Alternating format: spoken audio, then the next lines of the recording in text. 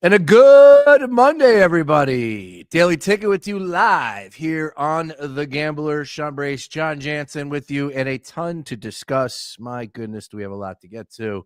Of course, the weekend that was, some good stuff, some bad stuff, and then, of course, the Philadelphia Eagles falling flat on their face down in D.C. You can't even say good or bad. It's mostly a whatever the heck that was. Yeah, it was a very strange game. We're going to get into that. I have to open up, though, and this is crazy, but this is how we operate as far as the gambler is concerned. And the big talking point right now is to focus on what we witnessed in the buildup. Look, the Eagles lost. You've heard about it. You've read about it. You watched the game. There's tweets. It's the same old song and dance with the birds. There's people going to take it one way. There's people going to take it another way. We'll come back to it, I promise. But at the end of the day, get Jalen healthy, sit everybody. The one seat is out of commission. We know what's at stake, and that's where I'm at. We'll come back to the birds in just a second. But to me, the bigger issue, the bigger question, the bigger talking topic to get this party started here on a Monday is college football and the playoff that was, and the buildup that we had essentially from August up into where we're at right now, and what took place over the weekend. Like, we were so fired up. We were placing wagers on every game. We had the bowl season, GBC. You know, there was a lot of attention on those 4 games, and it all took place on Friday and Saturday. So this is our first opportunity to really dive into it. I didn't expect this to be highly competitive across the board. There was one game that I circled that I said should probably be competitive, and I got that wrong with Tennessee. So I wasn't surprised at that stance or that outcome. I'm not surprised with the talking heads, but to where I'm at, like right now, first and foremost, I do expect changes to be made next year. And whether that's adding 2 teams, I don't know if they can do that, but they will eventually add teams. We talked about the FCS and 24 teams I think they have. So they do that well. I'm not saying we need 24 teams, but for the people out there that are wondering where this could potentially lead to, I want to put that on the plate. Second thing is, you know, some people are saying we don't need more teams. We need less teams. Put your head and put your brain in the space of the moneymakers. We're not going back. We're not going back. We're only going forward, right? We shouldn't go back. I think everybody's just overreacting. As usual. Like 100% overreacting. Yeah. I mean, look, at the end of the day, we have had blowouts and college football playoffs, first rounds, a lot, right? I think it's half the time. We were looking at some numbers there. But to the big talking point, which is Kirk Herbstreit, who's now the face, and man, I'll tell you what, he really wants to stick his neck in there when he wants to. The guy is on television all season long, 6 times a week, and he doesn't really have a backbone, doesn't really say much out of the way. This team isn't deserving. This doesn't when he has the opportunity, but whoa, once the results are in, now Herbstreit.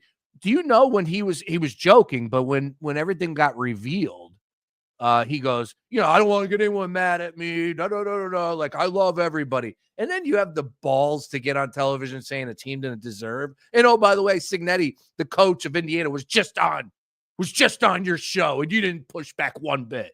So you can miss me with that Kirk Herbstreit nonsense. Dude's about as hypocritical as it gets at this point in time.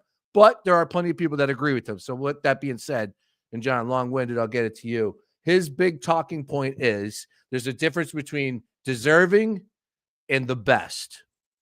And all I'm saying is, Kirk Herbstreit, if this is what you want, then we have to put Georgia and Alabama in every single year. Yeah, and that's why I hate it. That's why I hate every single one of these conversations. Yeah, because it all goes back to, well, yeah, just put Alabama in because they're better. They could have been more competitive. Who cares?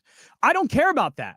I care about, hey, did teams win? Did the regular season, like, I love the college football regular season. Wins and losses matter. When you lose to Oklahoma, that matters. Like, I don't care who's better. Earn it. Like, tell me, Alabama, you had a chance to prove to me that you were better. You had a chance to prove to me that you were a good team. Then you lost horribly to Oklahoma. I mean, they scored 3 points and got beat bad by like a very average, and some would consider like kind of a bad football team in Oklahoma.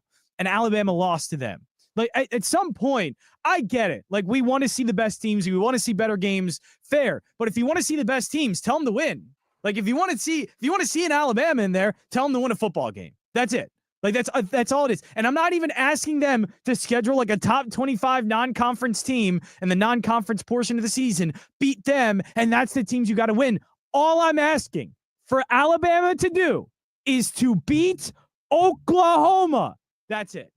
Like they didn't. And so if results don't matter, they just tell me they don't matter. Tell me the regular season doesn't matter. Tell me none of this matters. And all you want to do is just see the teams that you think are good, not the teams that we know are good or we saw play. Because I saw this too in the weekend. Like, oh, Alabama is one of those teams that didn't get in, even though we all saw the process, result, everything matter. Like, okay, sure. Maybe in some analytical numbers they were better, but at some point the result matters. Like I am definitely an analytics guy, but analytics isn't, I'm not determining a winner of a football game because somebody had a better EPA per play. Like that doesn't work that way. You have to score more points. You have to actually do it on the field, and Alabama didn't do it. So like these arguments are all crazy to me because it all just comes down to, well, this is what we think they are, instead of, well, what we saw wasn't a team that actually was that good, or what we saw was them lose a game they shouldn't have lost. That's it. Like when did it stop becoming that? When did that stop mattering? Well, again, like I said, the 12 team is going to be expanded to 14 teams, and then you'll still have people irked and complaining about everything. All I hear is the SEC people being irked. That's it. It's just SEC people. It's SEC people and non-college football fans. Oh, yeah. That's another one. There's a lot of people out there that watch barely any college football that are having their voices lifted. And that's the part that really irks me a little bit more than anything, because, like at the end of the day, if you came into this weekend, look at the big brains. I just listened to that podcast, their show on Friday, Tansy, Mark Henry Jr. and Ryan Beefquell. And Tansy opens up the show like trying to give it the pump. And then he's like, well, I don't know, we'll have a competitive, like in true Tansy form. But he was right. Like, if you guys went into this weekend thinking we were going to see some good football games from SMU standpoint on the road at Penn State, like, I apologize. And then, so that goes to the point of people going, well, even Tennessee, right. And I think it was true that even Tennessee wasn't, it was going to be really tough for them to stick into that game and be unfortunately, yeah, it was. But so there's two parts to this. One, you have the people that go, well, yeah, look, SMU didn't deserve to be in, and it should have been South Carolina, which, hand in the air, I said, so you're not going to tell me I'm wrong about that. But the college football committee said you can't go back once you play in your championship game. That's fine. All well and good. There's the result. You got what you have. I do believe South Carolina could have went up there and beat Penn State. I also know that South Carolina could have went to Penn State and lost by 20. I also think that Alabama could have lost to Penn State on the road in Penn State in those conditions. Like, they lost to Oklahoma. They got destroyed by Oklahoma. Like, the fact that people just want to automatically assume that these results are going to take place really blows me away. Yeah, and it shouldn't. You can't assume that. You can't assume anything. I just got to go of like the wins and losses that I saw, and Alabama had one of the worst losses of the season. Just like, that's it. I just can't believe that all of these conversations don't ever come back to, well, did they win or lose their games? It never had. It's just, well, we know they were better. Do you? Do we know? We knew that they were better than Oklahoma, right? We knew Alabama was better, but why didn't they win? You got to win that. So I don't know. These conversations just don't mean anything to me. It's trying to get the best. It's making college football into a bigger mess than it already is, and a bigger clown show than it already is. And that's why I kind of like the way it is this year. And I know it's going to change, and I know it's never going to happen again because people are arguing. But heck, the Big 12 got a fair shake. Right? The Big 12 the Big 12 winner was good enough that they could get a first round bye. That doesn't happen with whatever system they're going to do next, because all it's going to do is be like, well, every SEC team is going to get a bye, or even Big 10 teams, because Penn State, Michigan, and Ohio State are all looked at favorably because of reputation, and even Oregon. But it's going to be most of the time SEC, most of the time Big 10, and so we're barely going to get to see any of these other schools. Isn't it awesome that Arizona State is in it and that they're a first round bye? I thought that was pretty cool. It's awesome to see Boise State. It's awesome to see SMU. It's awesome to see Clemson even win the ACC. Like, it's great to me to see these things, because it feels like you're giving a fair shake to other schools instead of just going, well, we think this team is better in the SEC. I don't give a damn what you think. I know that SMU won their games, and I know Alabama didn't. That's all. Like, that's all I know. And their pushback is Indiana had nobody, and they didn't beat anybody all season. They lost the one They game didn't that they lose. had. They didn't lose to Oklahoma. No, you're right, but and that's going to Indiana be lost to some of the best teams in college football. one more time. They lost to some of the best teams in college football, like top 10 teams, like almost near top 5 teams in college football. Indiana. Who did? Indiana lost. Yeah, lost to some of the top teams. Ohio State and Notre Dame. Yeah, Notre Dame. Like those are great teams. Those are two teams that could potentially be in the semifinal of the college football playoff, and those are the teams Indiana lost to. Yeah. Yeah, see, I don't look at it like a blanket and just say like Indiana didn't deserve to be there. They played a bad game. Their coach was bad in moments that I thought he should have been playing a little bit more careless or coaching a little bit more careless. Notre Dame is a damn good team. I got Notre Dame in the national championship game. We'll see if that pans out. Notre Dame isn't even that good. It was a bad game against one of the not good teams in the play. Okay, maybe we're underrating Notre Dame now. Why do we have to underrate everybody that's, or make it to be that everybody outside of the SEC is just bad? Yeah. Well, and then the issue that I had with everything was, all right, y'all got your takes for 3 games. Keep those takes coming. 42-17, Ohio State lumps Tennessee. Tennessee didn't belong on the same field as Ohio State in that game. 42-17. There was only one player that impressed me from Tennessee. It was Nico, because he ran around and was able to take those hits, and the dude was doing everything possible to try and push his team towards scoring a touchdown, putting points on the board. Other than that, nobody from Tennessee was worth a damn in that game. Apologize if I'm missing anything off the top of my head, but I don't believe anything. Ohio State balled. They were all over the place. And if you get that type of game from Ohio State, again, they played careless. Shout out to Tanzi, he was right. That Michigan game motivated the hell out of them. If they play like that, slinging it around the yard, having fun to those explosive wide receivers, and then the defense being able to contain the run game, that might be the national championship right there. The national championship might be the Rose Bowl next on January 1. Yeah, that might be. I thought Ohio State that finally looked like a national championship team because of the way Will Howard played.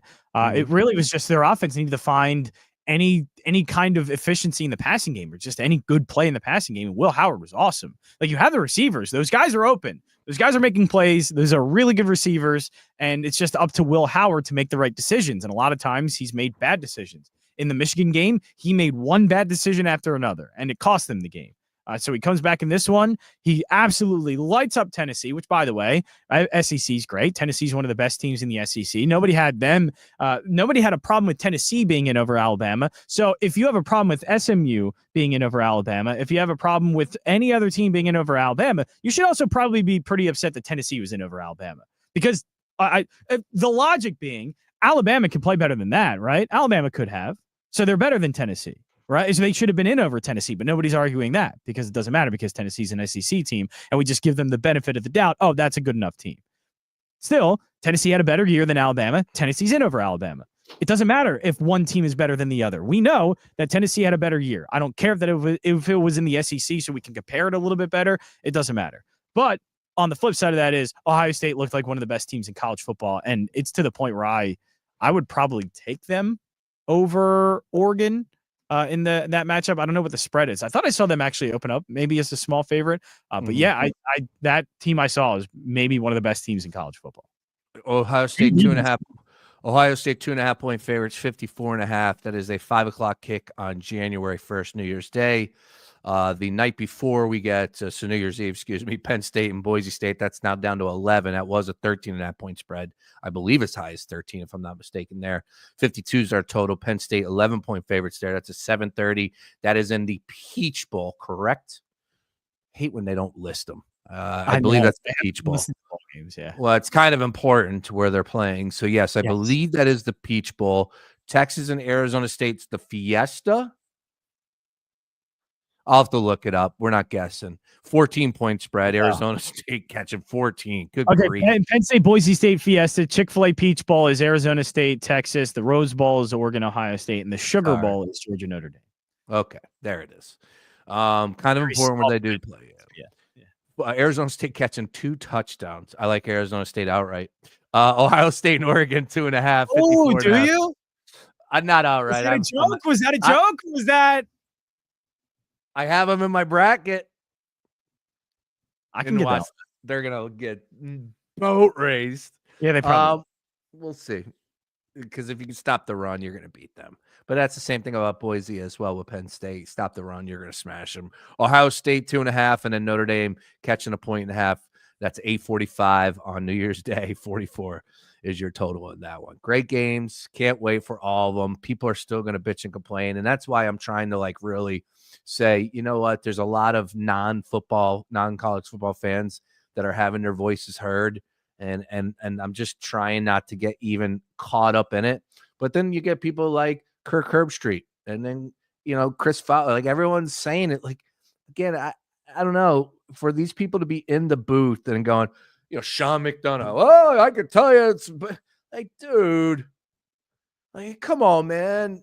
Did you really think that we were going to get great games? I guess Indiana and Notre Dame, you might have been feeling like, oh, this is going to be a tough game. I don't know. I didn't. The people that thought that were wrong.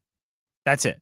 The people who thought that still think Notre Dame is bad. But my point, and my also point is, like, to the other college football playoff blowouts, there's no way Sean McDonough was calling that game going, well, this team didn't deserve to be here, and like, I get it. This year's different with the 12 teams and we're going through a process, but almost to say, like, again, you got all these people in these positions. Just, yeah, look at me. Like, dude, take a breath. It's the first year. They're going to make changes. It's not perfect. We knew that going in. But could we at least, you know what? I had winning wagers. You know what makes me enjoy games? When I win. Was able to win, and then obviously screwed it all up with Tennessee. But turns out winning means a lot. Yeah. Yeah, winning. See, you can't say, like, that's the great thing about betting. It's like, I can't say I lost and then go, well, my process was good. I had the better team. Well, I had the better team. The numbers said that Alabama was better, so I should have won. No, correct. You lost. That's it. You lose the money. You lose. It's the Willy Wonka thing. Yeah, you lose. You get nothing. Yeah, I like, again, we'll see how it goes, what the changes will be. And I know everybody's out for blood right now. Like, it's just odd to me. But you got the regular season has to matter. So if the regular season doesn't matter and you're just going to have Alabama and Georgia and moving forward, is there any other teams we need to add to that mix that automatically have to be? I assume Texas. Yeah, Texas.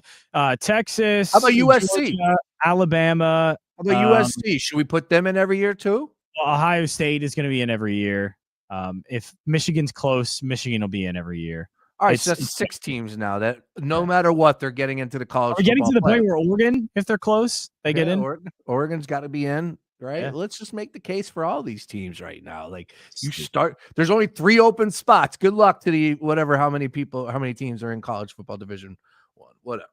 Just all the bitching and complaining. It's like, dude, I'm having the time. I know the games are that great, but it was still fun to see, Penn State and Happy Valley going nuts. Like, that's what's fun for me. It's still college football. It's still a great college football atmosphere. Happy Valley was on one. That was so much fun to watch. All that happened. Kevin Jennings is losing his mind. He shook. I know the game wasn't close, but that doesn't mean it can't be entertaining. That doesn't mean you have to just all of a sudden go, well, it wasn't close, so this is stupid. No. It was just watch it for what it is, and it's still fun. It's still college football. Like, college football is the most fun sport. Like, I have the most fun and the most enjoyment I have watching sports is college football. I'll have more fun watching UTSA Coastal than I will most games, because college football is just there's something exciting about tradition and college football and the pageantry of it. It's amazing.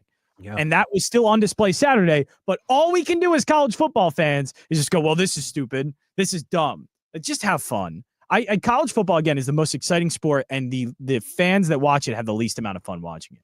Which is and that was very evident on Saturday. After one game, you had the woe is me. You had Saban up there. Reese Davis opinionated. Lane Kiffin. Just like, fire those tweets up from the couch, buddy. Totally keep doing it. Everything out. Like, good grief. And I get it. The games weren't great, but at the end of the day, I'm with you, man. It was football. I was kicked back. I mean, the NFL games weren't good on Saturday. No, I was more locked in on college football. Yeah, same. I had a couple screens going, but they weren't good. Like, relax, but that's not the way it works this day and age. We'll see. Again, those games, we got all week to break those down. We'll see if we can pick some winners. 3-1. Just unfortunate with at Tennessee, the way things shook out there. But what are you going to do on that one? Was Clemson. I thought Clemson was maybe going to make it close, and they can even backdoor cover, and just couldn't do it. Yeah, look, we got some conflicting stories there from yours truly, because all week I did say 12.5. Sure, I'll lay 12, whatever. And then game time comes around and I see 13.5.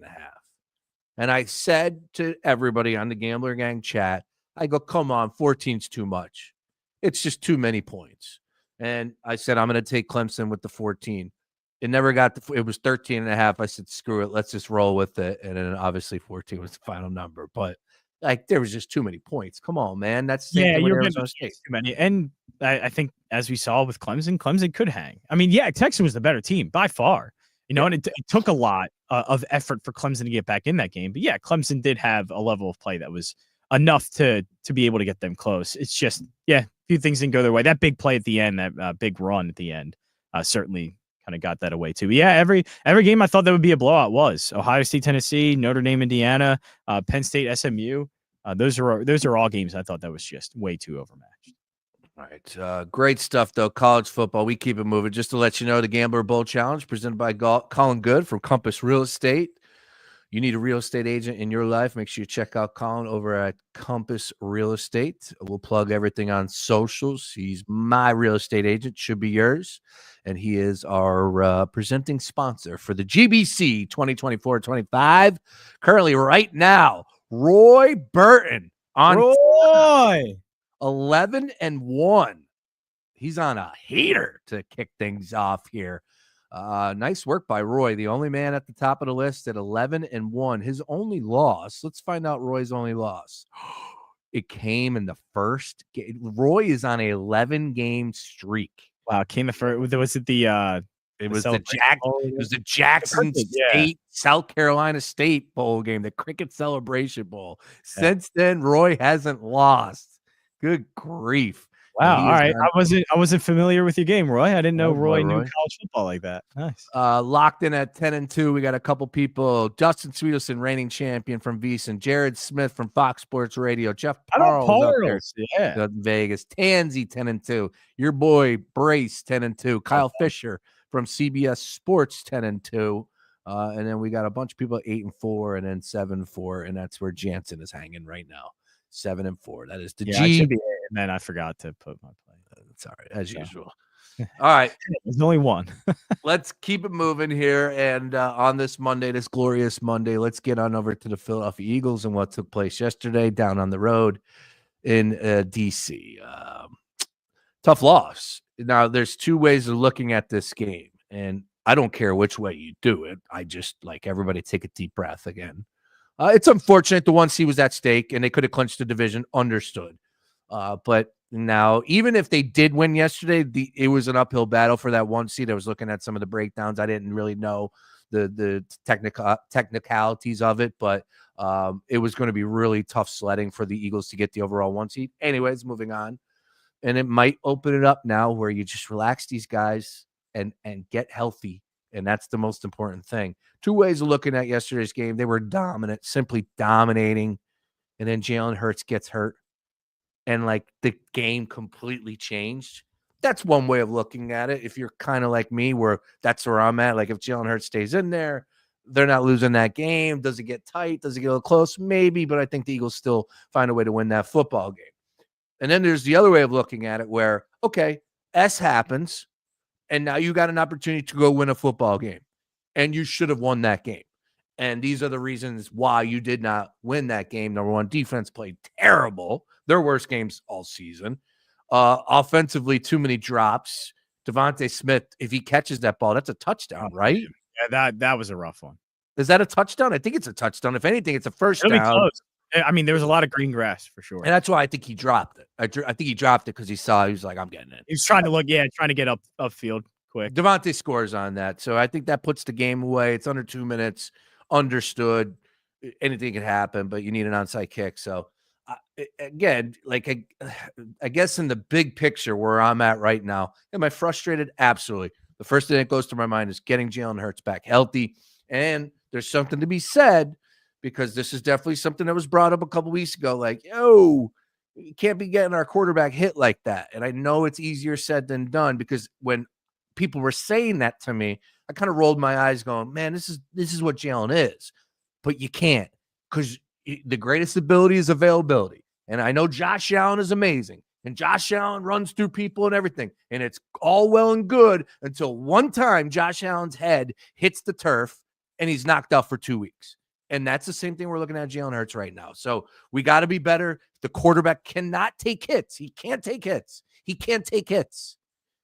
And that's where we're at right now. Tough loss yesterday.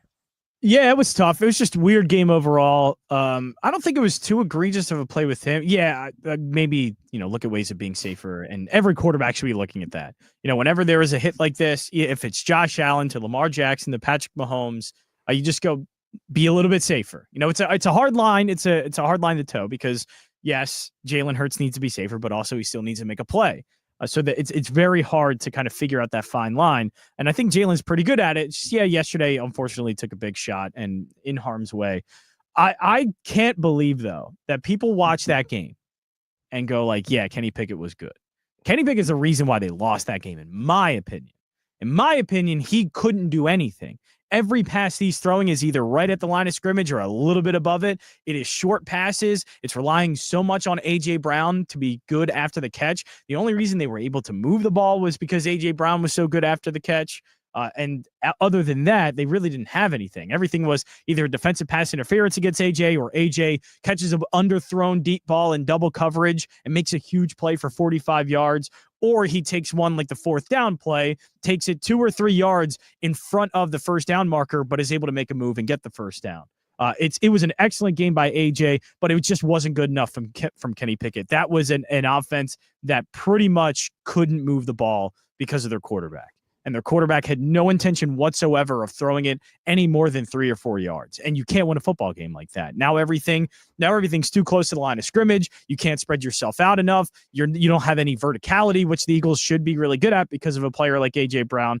And they lack the efficiency to be able to beat a team like Washington. Washington turned the ball over a bunch. If the efficient offense we have seen from the Eagles since the bye week with Jalen Hurts gets those opportunities, especially in the second half, that game likely doesn't go that way. The Eagles probably score on those turnovers, and those turnovers mean you get extra possessions. And if you're scoring on those extra possessions, you're also limiting Washington from getting extra possessions. And yes, Jaden Daniels was good, but Jaden Daniels can only do so much when he has the ball. And if he doesn't have the ball and you're playing keep away and you get a turnover, then you have a 5-6 minute drive. You get another turnover, have another 5-6 minute, and we've seen with the Eagles, they can go up to 10-minute drives. Then Jaden Daniels doesn't have a chance to beat you.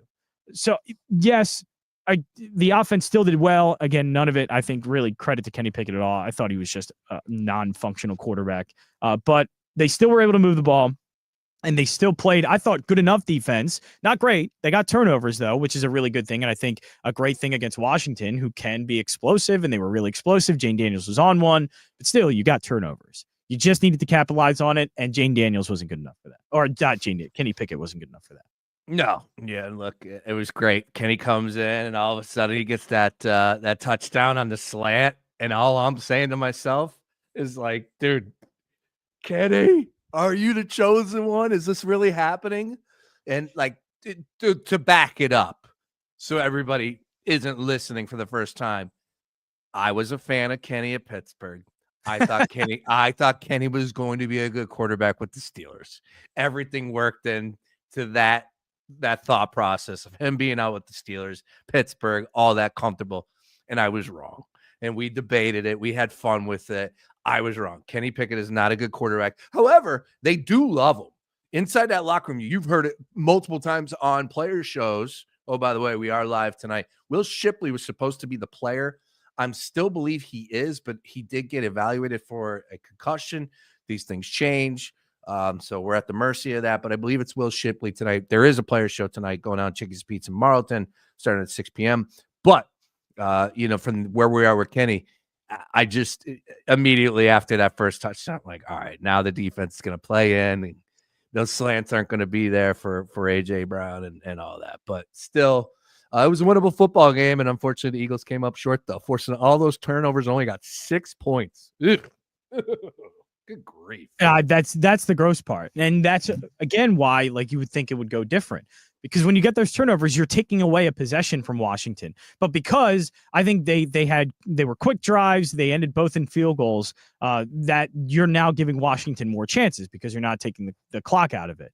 But if you, like what the Eagles always do, you go 5, 6, 7-minute drives. You end up with 7 at the end of those drives. You do that twice to Washington, it's a completely different game. Then, everybody's like, well, the Eagles still scored 33, but Washington, their offense is so good. That's my point, though, is what if Washington couldn't get on the field? That's the biggest problem, is those turnovers would have absolutely been a bigger deal at this game if they had an offense that could actually capitalize off of it. And unfortunately, in the second half, Kenny Pickett was just being Kenny Pickett, wasn't attempting really anything down the field, and it's an offense that stalled every single time in those chances. Can't do that. Yeah, so Will Shipley was supposed to be our player tonight. It is not. Will Shipley will not be there this evening, unfortunately. Show goes on. We will have some representation. I believe Dave Spadaro is going to be there just as much. I'll be there. And John Jansen's going to be there, Gerald Colton. And also, I do want to say, hey, look, a little adversity for the show. You guys have been, Next mentality. 10 straight wins, victory Mondays, left and right. Now you guys got to go through a thing or two, okay? So we'll see what happens. We've had some really good guests too recently. Yeah, it's about time to show. You know what? Again, next man up mentality. That's it. At the Gambler and the Player show. All right. Great stuff again. Quick hitter with Jansen. He's got a lot to do on his plate as far as tonight is concerned. We do have a Monday Night Football game, and this is an easy one, Packers and Saints. Unfortunately, I would like to end the show on a sad note, and I lost my fantasy football playoff game. Serious. It's just your fantasy football. Are you kidding me, dude? I was undefeated. I was 14-0, and I lost my first playoff game. Yeah, that happened to me last week. I had by far the second most points in the league. Like there were 2 teams that were great, me and another team, and I lost first round. Josh Allen played his worst game all season. Joe Mixon did nothing. Bad. Cooper Kupp did nothing. Kamara got hurt, but whatever. Kamara, you should be able to move on. I would put Dowdle in there, Rico in. He couldn't get anything in that against the Tampa defense. You were hoping for a Rico legacy game. Yeah. You wanted you were begging for it on the time. 15 carries. I needed 13 points. Come on, dude. One touchdown, and I win. I advance. And what are you gonna do? It is what it is. It's fantasy football, and it sucks. I mean, that's the most I've seen you tweet, and the longest, most inspirational tweet I've ever seen you tweet, and it was for Rico Dowdle. I figured that if I could talk it, if I could build it up, it was going to happen, but it didn't happen. It did not happen, and that was all she wrote. I love the effort. The effort was appreciated. All right, Jansen, great job as always, sir. We'll keep it moving here. Daily Ticket rolling on here on a Monday. A lot to do. We'll continue talking some NFL, give you a take on tonight's Packers and Saints game, 14-point spread. I do like the Packers at home, and there's a lot of reasons going into that, but how many is too many? We'll discuss that. And, of course, bowl season rolling on. We got a lot from the weekend. How about Charlie Woods? Are you kidding me? I think this Woods kid, he has he's got a future in the golf game. I do. I think he's pretty good. What a display this weekend to watch Charlie. That hole in one was just a nepotism. That's all. Yeah, nepotism. Yeah, he only made it because of his daddy. Yeah. Just even from that dude, his reaction. You kidding me? It was great. The whole scene. The whole scene was awesome. But Charlie didn't even go nuts. I would have been riding. I think he didn't even. I don't think he knew. He's just so programmed. The kid, give me his master odds right now. I will take him to win the Masters every year until he wins. This kid is so poised and pretty damn special with the old man. All right, great job, Jansen. Have fun tonight. Don't go to our Daily Ticket rolling on.